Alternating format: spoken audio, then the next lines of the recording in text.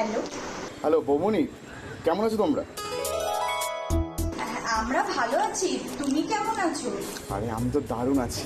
আরে এই যে বাউল মেলা এসেছি না, আর এখানে কি বড় বড় শিল্পীরা এসেছে, তারা গান গেয়েছে। সত্যি তোমাদের কথা খুব মনে পড়ছে। তুমি তো এখানে আসতে তোমার খুব ভালো লাগতো। পরের বার যখন আসবে আমি তোমাকে নিয়ে আসবো। কি? তুমি শুধু বৌদিকে নিয়ে যাবে, আমাকে নিয়ে যাবে না? কে? কি অবস্থা তোমার! তুমি নিজের বৌদির গলায় চেনো না? ছি ছি ছি ছি। আর নিজেকে বলো তুমি নাকি শ্রেষ্ঠ দেও। তা পরীক্ষা করতে গিয়ে দেখি পুরো গোল্লা। কিছু কিছু হারে জেতার থেকেও বেশি আনন্দ পাওয়া যায়। আচ্ছা, আপনি যে বাড়িতে আছেন সেটা আগে বলতেই পারতেন, তাই না? বাবা, বাউল মানুষকে আমি ঘরে বন্দি করে রাখবো? এতটা বেরসির আমি নয় মশাই, বুঝলেন? আর তাছাড়া বাউল মনকে চার দেওয়ালের মধ্যে আটকে রাখতে চাওয়া ভালো ব্যাপার নয়, তাই না?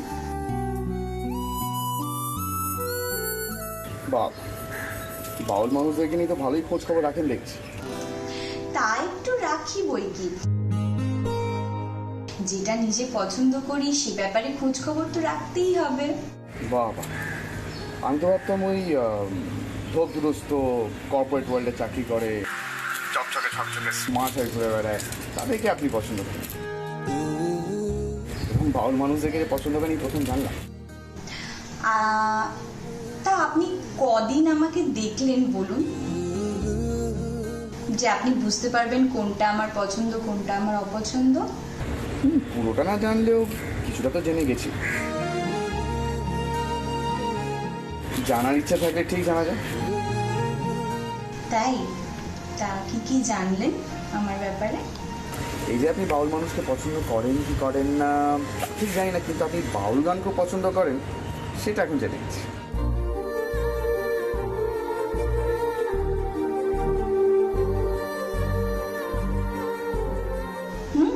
জেনে গেছেন? তা জেনেই যখন গেছেন তখন একটা গান শোনাতে এতটা দেরি হচ্ছে কেন আপনার? একটা গান শোনানো যায় কি? গান এখন? আপনার যদি কোনো অসুবিধা না থাকে তাহলে তো একটা গান হতেই পারে, তাই না বলুন? না না, অসুবিধা কেন থাকবে? আরে বাউল মানুষ যখন বলবেন তখনই গান গিয়ে দিতে পারি।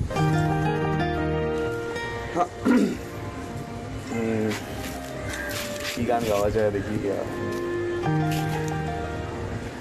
আচ্ছা, ও জীবন রে ও জীবন, ও জীবন ছাড়িয়া যাস রে মোরে। ভাইয়ার ফোন মনে হচ্ছে, গান নিয়ে কথা হচ্ছে।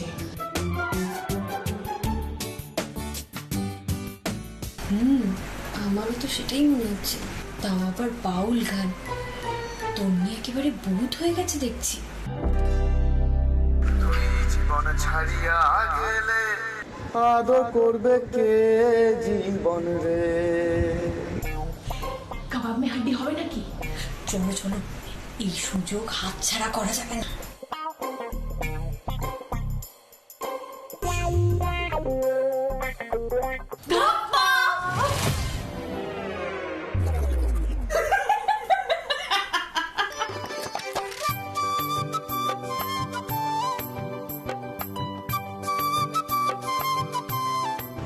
এইভাবে কেউ চেঁচায় নাকি? আমি কি এতই খারাপ গান গাইছিলাম? আদু আমি আর কোনদিন। শফিক, শুনতে পাচ্ছ? তোমার গানের শ্রোতা কিন্তু তোমার গানই শুনছিল। আসলে কি হয়েছে বলতো, আমি আর শুভ্রা ওকে এমন চমকে দিয়েছি তাই ও চেঁচিয়ে উঠেছে। ও কিন্তু তোমার গান শুনে চেঁচিয়ে ওঠেনি, বুঝলে?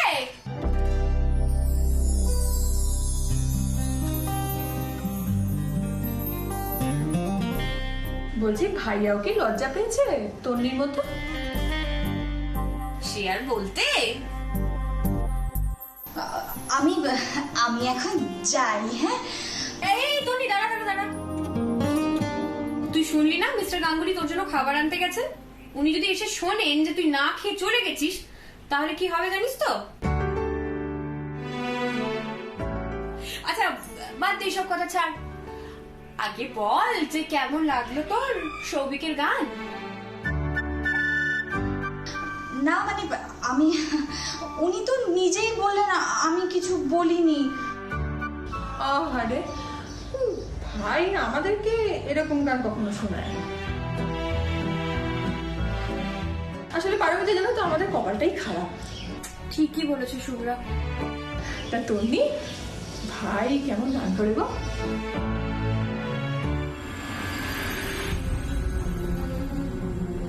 বাবা, এত লজ্জা পাচ্ছিস তুই? আর তন্নি, আগে তো কখনো দেখিনি যে তুই বাউল গান এত ভালোবাসিস। কই দেখিনি তো, তুই বলিসনি তো আমাকে কখনো আগে। ধুর বাবা, তুইও না বৌদি।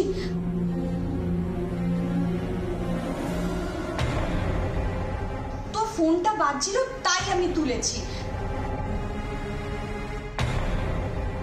না মানে আগে তো তুই কখনো আমার ফোন ধরতিসই না। এই ফোনটা স্পেশাল ছিল মনে হয়, তাই না রে? উফ বাবা, তোরা আমাকে ক্ষমা কর, আমার ভুল হয়ে গেছে। এবার আমি পালাই, না রে তোরা আমার পিছন ছাড়বি না। আমি যাই। এই পারমিতা, পারমিতা, ওকে ওকে আটকাও।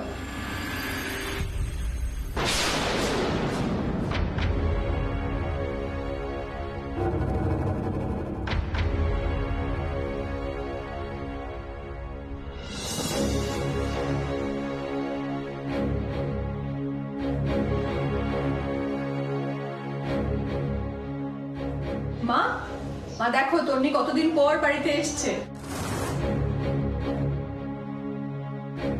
ওকে কিন্তু না খাইয়ে ছাড়াই যাবে না। শুভ্রা, তুই তো এবারের মেয়ে, এবারের রীতিনীতি তো তুই ভালো জানিস।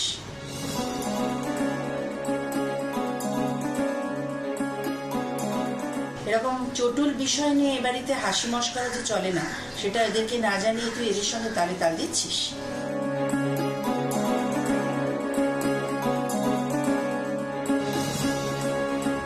মা তুমি এভাবে কেন বলছো?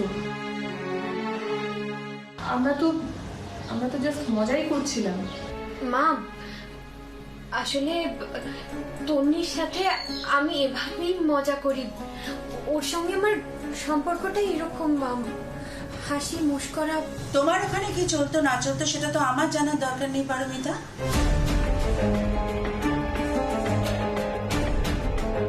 কিন্তু আমার এখানে কি চলে না সেটা তোমার বোধহয় ভালো করে জেনে রাখা দরকার, তাই না?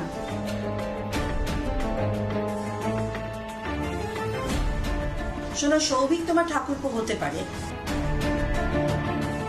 কিন্তু ঠাট্টা ইয়ার্কিটা বোধহয় মাত্রা ছাড়িয়ে যাওয়া উচিত নয়, কারণ সম্মানে তুমি বড়।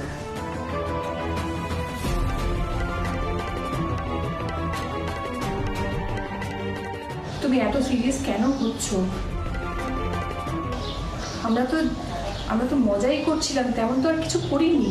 শুভ্রা, বয়সটা আমার কম হলো না, আর অভিজ্ঞতার ঝুলিটাও ভরা। কোন ঘটনা কোন দিকে মোড় নেবে সেটা তোমারও অজানা।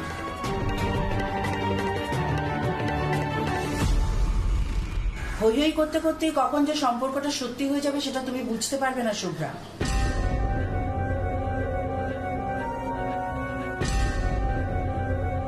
আর এ বাড়িতে এ ঘটনা আমি দেখতে চাই না, সেটা তোমাদের আগে থেকে জানিয়ে রাখলাম।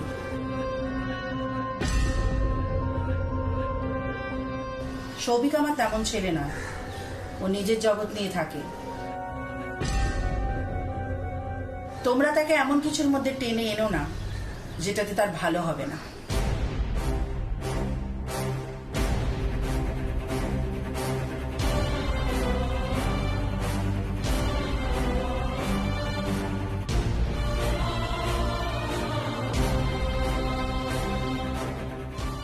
পারমিতা, বলছি তুমি কিন্তু তন্নিকে একটু দেখে রাখো, আমি আমি এক্ষুনি আসছি। হ্যাঁ, এক্ষুনি আসছি, তোমরা কিছু মনে করো না।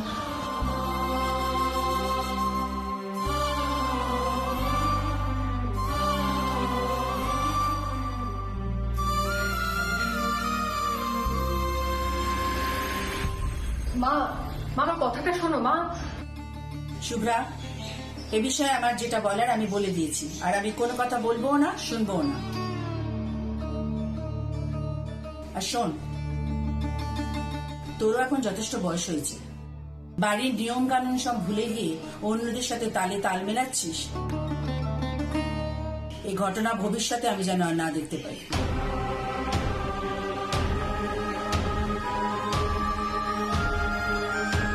কি যে খারাপ ব্যাপারটা হলো, তন্নি আর পারমিতা যে কি ভাবছে কে জানে।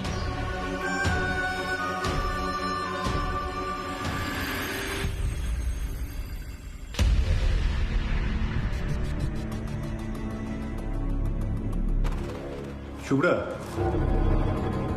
পারমিতা কোথায় রে? তন্নির জন্য খাবারটা নিয়ে এসেছি, একটু গুছিয়ে সার্ভ করতে হবে।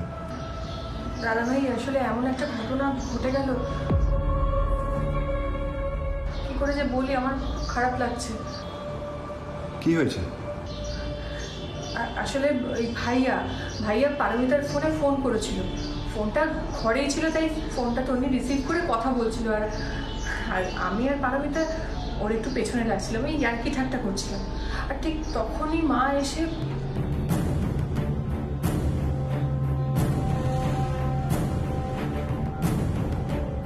তন্নির সাথে আমি এভাবেই মজা করি, ওর সঙ্গে আমার সম্পর্কটা এরকম, হাসি মুস্করা। তোমার ওখানে কি চলতো না চলতো সেটা তো আমার জানার দরকার নেই পারমিতা, কিন্তু আমার এখানে কি চলে না সেটা তোমার বোধহয় ভালো করে জেনে রাখা দরকার, তাই না?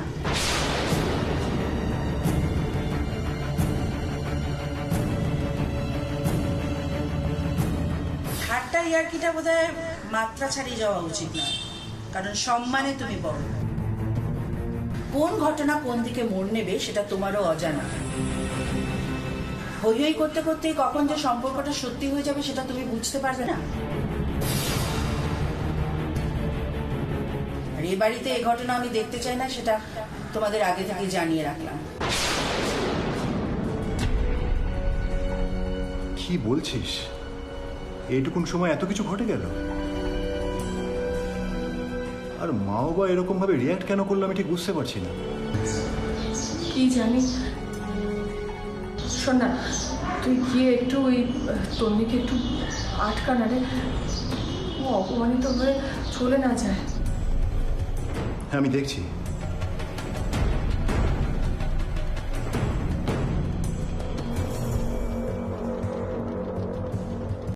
না না, তুই যাই বল, আমি কিছুতেই মানতে পারছি না এই ব্যাপারটা। উনি এতগুলো কথা কেন শুনিয়ে গেলেন? ওনার সমস্যাটা কি? মানে প্রত্যেকের তো নিজস্ব চয়েস আছে, কেন কেন উনি এরকম ব্যবহার করলেন আমাদের সাথে? না তুই বল। তন্নি প্লিজ চুপ কর। দেখ, বাইরে থেকে যদি কেউ এইসব কথা শোনে তাহলে খুব খারাপ হবে। আমি মানলাম ওনার ছেলে, কিন্তু ওনার ছেলে তো ছোট নয় যে আঁচলের তলায় লুকিয়ে রাখবে। উনি বললে উঠবে, উনি বললে বসবে, এরকম তো কোনো ব্যাপার নয়। তাহলে উনি এতগুলো কথা শোনাচ্ছেন কেন? সবথেকে বড় কথা, তোকে তো বৌদি মানুষ বলেই মনে করে না। তুই কিভাবে মানিয়ে নিচ্ছিস? তোর কথার তো কোনো মূল্যই নেই, তুই একতরফা পুরোটা মানিয়ে যাবি। আর উনি এইভাবে তোকে অপমান করে যাবে সবটা সময়। কেন? কতদিন তুই মানিয়ে চলবি? শোন তন্নি, উনিও আমার মা। দেখ, সব মানুষ তো আর সমান হয় না, না। উনি হয়তো একটু কড়া, কিন্তু উনি মনের দিক থেকে খুব পরিষ্কার, জানিস। উনি মুখে যা বলেন উনি মনেও তাই ভাবেন, কোনো লুকোচাপা নেই। আর মানিয়ে চলার কথা যদি বলিস, সময় তো সবাইকে দিতে হয় বল। একদমই সব পরিস্থিতিতে সব মানুষেরই কিন্তু অ্যাডজাস্ট করতে একটু সময় লাগে। আমারও যেমন ওনাকে বুঝতে একটু সময় লাগবে, ঠিক তেমনই কিন্তু ওনারও আমাকে বুঝতে একটু সময় লাগবে। তাহলে এরকম ব্যবহার প্রতিনিয়ত করে যাবে আর তুই সেটা মুখ বুঝে সহ্য করবি? মানে তোর কোনো দোষ নেই তাও তুই পুরোটা সহ্য করে যাবি? দেখ, সংসারে 10টা মানুষ থাকলে সবসময় যে তাদের মধ্যে মতের মিল হবে এমন তো নয়। আর গুরুজনেরা আমাদের ভালো চান, তারা যদি আমাদের বকেন তাদের ওই বকার মধ্যেও কিন্তু মঙ্গল চিন্তাই লুকিয়ে থাকে।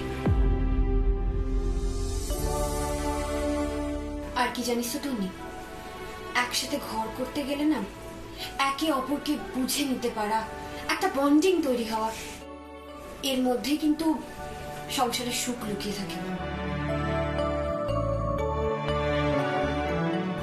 আচ্ছা তুই বল, আমি যদি অধৈর্য হয়ে পড়ি বা অভিমান নিয়ে বসে থাকি, তাহলে কি সম্পর্ক কখনো সুখের হবে? সেই সম্পর্ক কি কখনো স্বাভাবিক গতিতে এগোবে? তুই বল।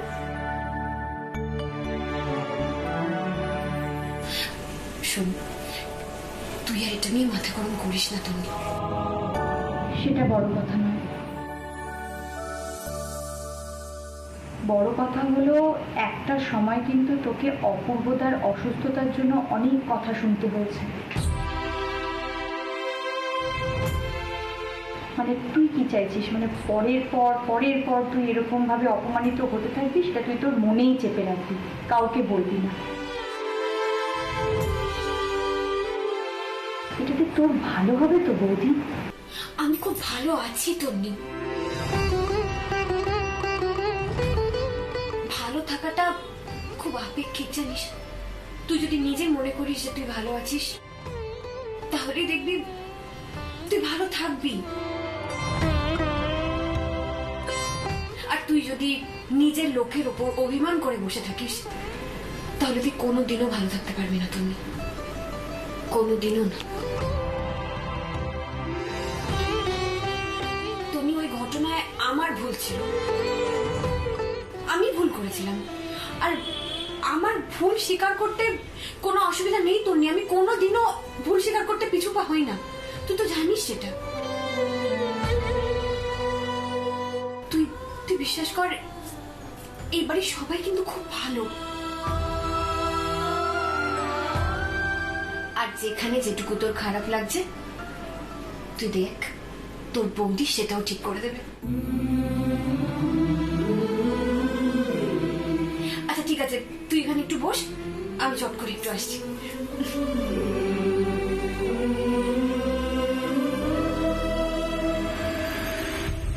এ কি আপনি?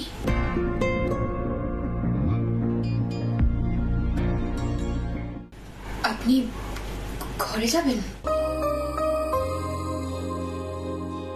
হ্যাঁ, আপনি যেতেই পারেন, আমি একটু আসছি। হ্যাঁ পারমিতা, থ্যাংক ইউ। কথাটা হয়তো ছোট, কিন্তু আপনি যেভাবে তন্নির সামনে আমার মায়ের সম্মানটাকে রক্ষা করলেন, তার জন্য আমি চিরকাল কৃতজ্ঞ হয়ে থাকবো আপনার কাছে। আপনি আপনি আশা করি সবটাই শুনেছেন। এটা আমার সংসার,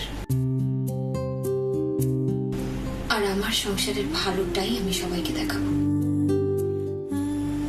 খারাপটা না। আর সেটাকে ঢেকে সুন্দর করে ম্যানেজ করাটাই কিন্তু সুখী সংসারের সার্থকতা। আর মায়ের সাথে আমার কোথাও কোনো বোঝাপড়ার অসুবিধে হলেই আমি আপনার সাথে শেয়ার করব, কিন্তু অন্য কেউ যদি ওনাকে ভুল বোঝে, সেটা মিটিয়ে দেওয়ার দায় আমার, কারণ উনি আমার শাশুড়ি মা, আমার আরেক মা। মায়ের সম্মান রক্ষা করা আপনার মতো আমারও কর্তব্য। আর ওনার যদি কোথাও সম্মান হানি হয়, আমি আমার মতো করে তার প্রতিবাদ করব, অবশ্যই প্রতিবাদ করব।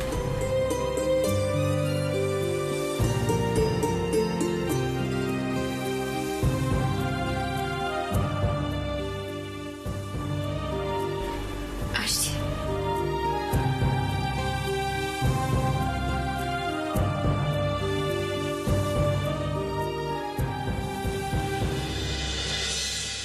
কিন্তু অন্য কেউ যদি ওনাকে ভুল বোঝে, সেটা মিটিয়ে দেওয়ার দায় আমার, কারণ উনি আমার শাশুড়ি মা, আমার আরেক মা।